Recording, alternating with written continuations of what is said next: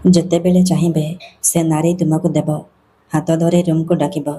କେବଳ ଲୁଣ ପାଣି ଏହି ଜାଗାରେ ପକାଇ ଦିଅନ୍ତୁ। ତାପରେ ଦେଖିବେ ଚମତ୍କାର। ଆଜିର ଏହି ଭିଡ଼ିଓଟିରେ ମୁଁ ଆପଣଙ୍କୁ ଶିଖାଇବି ଆପଣ କିପରି ଲୁଣ ପାଣିରେ ଝିଅ ପଟାଇ ପାରିବେ, ସୁନ୍ଦରୀ ପଡ଼ିଶା ଘର ଭାଉଜକୁ ପଟାଇ ପାରିବେ, ଆଉ ତାଠାରୁ ନିଜର ମନ ମୁତାବକ କାମ ହାସଲ କରିପାରିବେ। ଏହି ବଶୀକରଣକୁ କରିବା ପାଇଁ ଆପଣଙ୍କୁ କୌଣସି ପ୍ରକାର କଷ୍ଟ କାମ କରିବାକୁ ପଡ଼ିବନି କିମ୍ବା କୌଣସି ପ୍ରକାର ପଇସା ଖର୍ଚ୍ଚ କରିବାକୁ ପଡ଼ିବନି। ଆପଣ ଘରେ ବସି ବସି ସୁନ୍ଦରୀରୁ ସୁନ୍ଦରୀ ଝିଅ ବା ସୁନ୍ଦରୀ ପଡ଼ିଶା ଘର ଭାଉଜକୁ ନିଜର କରିପାରିବେ, ଆଉ ତାଠାରୁ ନିଜର ମନ ମୁତାବକ କାମ ହାସଲ କରିପାରିବେ। ସିଏ ଆପଣଙ୍କ ଆଡ଼କୁ ଆକର୍ଷିତ ହେବାକୁ ଲାଗିବ।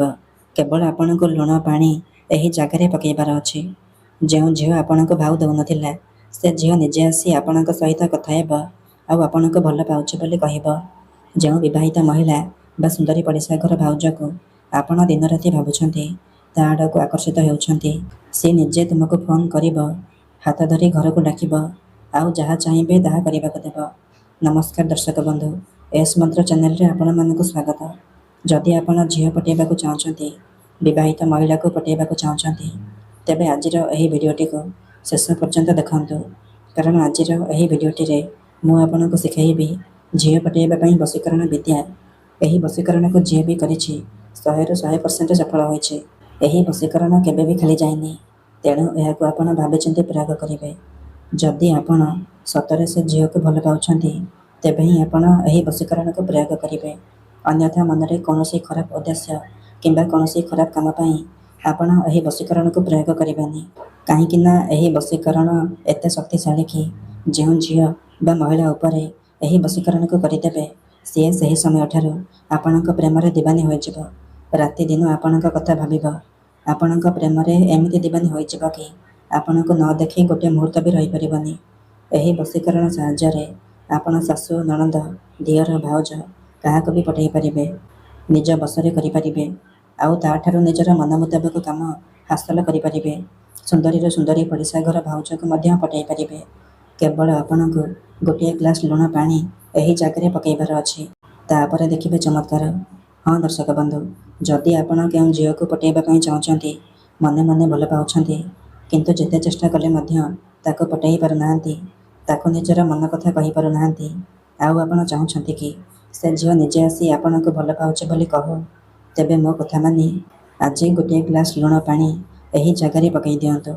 ସେ ଝିଅ ଆପଣଙ୍କୁ ଦେଖିବା ମାତ୍ରେ ନିଜେ ଆସି ଆପଣଙ୍କ ସହିତ କଥା ହେବ ଆଉ ଆପଣଙ୍କୁ ଭଲ ପାଉଛି ବୋଲି କହିବ। ଆପଣଙ୍କ ପ୍ରେମରେ ଏମିତି ଦିବାନୀ ହୋଇଯିବ କି ଆପଣଙ୍କୁ ଛାଡ଼ି ଗୋଟିଏ ମୁହୂର୍ତ୍ତ ବି ରହିପାରିବନି। ତେବେ ଏହି ବଶୀକରଣ କରିବା ସବୁଠାରୁ ସହଜ। ଏହାକୁ ଆପଣ କିପରି କରିବେ, କେମିତି କରିବେ, ମୁଁ ଆପଣଙ୍କୁ ଶିଖାଇବି। ଜାଣିବା ପାଇଁ ଆପଣ ଭିଡ଼ିଓଟିକୁ ମୂଳରୁ ଶେଷ ପର୍ଯ୍ୟନ୍ତ ପୁରା ଧ୍ୟାନର ସହିତ ଦେଖନ୍ତୁ।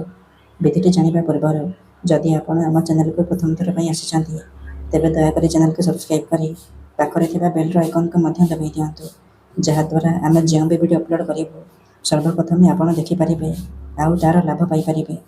ଠିକ୍ ଅଛି, ମନେ ରଖନ୍ତୁ, ଏହି ବଶୀକରଣ ବିଧିକୁ ଆପଣ କେବଳ ଶୁକ୍ରବାର ଦିନ କରିବେ। ରାତିରେ ଶୋଇବା ପୂର୍ବରୁ କରିବେ।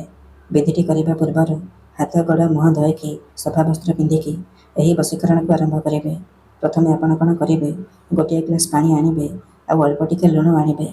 ତାପରେ କୌଣସି ଏକ ଜାଗାରେ ନାଲି ରଙ୍ଗର ଆସନ ପକାଇକି ଚୁପଚାପ ବସି ପଡ଼ିବେ, ଯେଉଁଠାରେ ଆପଣଙ୍କୁ କେହି ଦେଖିବେନି। ତାପରେ ପାଣି ଗ୍ଲାସ୍କୁ ନିଜର ସାମ୍ନାରେ ରଖିବେ ଆଉ ଯେଉଁ ଲୁଣ ଆଣିଛନ୍ତି, ସେ ଲୁଣରୁ ଅଳ୍ପ ଟିକେ ଲୁଣ ଡାହାଣ ହାତରେ ଧରିବେ। ତାପରେ ଆଖି ବନ୍ଦ କରିକି ସେଇ ଝିଅ ବା ମହିଳାକୁ ମନେ ମନେ ଭାବିବେ, ତା'ର ମୁହଁକୁ ନିଜ ମନରେ ଭାବିବେ। ତାପରେ ଏହି ମନ୍ତ୍ରକୁ ଗୋଟିଏ ଥର ପଢ଼ିଦେବେ। ଲବଣ ଶକ୍ତି ଆକର୍ଷଣମ୍ ଆମୁକମ୍ ତୀବ୍ର ବଶୀଭୂତମ୍। ଏହି ମନ୍ତ୍ରକୁ ଗୋଟିଏ ଥର ପଢ଼ିବେ। ଏଠାରେ ଆମୁକମ୍ ଜାଗାରେ ଆପଣ ସେଇ ଝିଅ ବା ମହିଳାର ନାମ କହିବେ, ଯାହାକୁ ଆପଣ ପଟାଇବା ପାଇଁ ଚାହୁଁଛନ୍ତି। ତାପରେ କ'ଣ କରିବେ, ଲୁଣକୁ ପାଣି ଗ୍ଲାସ୍ରେ ପକାଇଦେବେ। ଏହିପରି 3 ଥର ଲୁଣ ଧରିବେ, 3 ଥର ମନ୍ତ୍ର ପଢ଼ିବେ। ମନ୍ତ୍ର ପଢ଼ି ସାରିବା ପରେ ଲୁଣକୁ ପାଣି ଗ୍ଲାସ୍ରେ ପକାଇଦେବେ। ଏତିକି କରିସାରିବା ପରେ ସେ ପାଣି ଗ୍ଲାସ୍ରେ ଗୋଟିଏ ଥର ଫୁଙ୍କିଦେବେ। ତାପରେ ସେ ଲୁଣ ପାଣିର ଗ୍ଲାସ୍କୁ ଖଟ ତଳେ ରଖିକି ଶୋଇପଡ଼ିବେ। ଯଦି ଆପଣ ଖଟରେ ଶୋଉନାହାନ୍ତି, ତଳେ ଶୋଉଛନ୍ତି, ତେବେ ଆପଣ ସେ ପାଣି ଗ୍ଲାସ୍କୁ ନିଜର ମୁଣ୍ଡ ପାଖରେ ରଖିକି ଆପଣ ଶୋଇପଡ଼ିବେ। ସକାଳୁ ଉଠିବା ମାତ୍ରେ କ'ଣ କରିବେ, ସେ ଲୁଣ ପାଣିର ଗ୍ଲାସ୍କୁ ନେଇକି ନିଜର ଘର ସାମ୍ନାରେ ଢାଳିଦେବେ।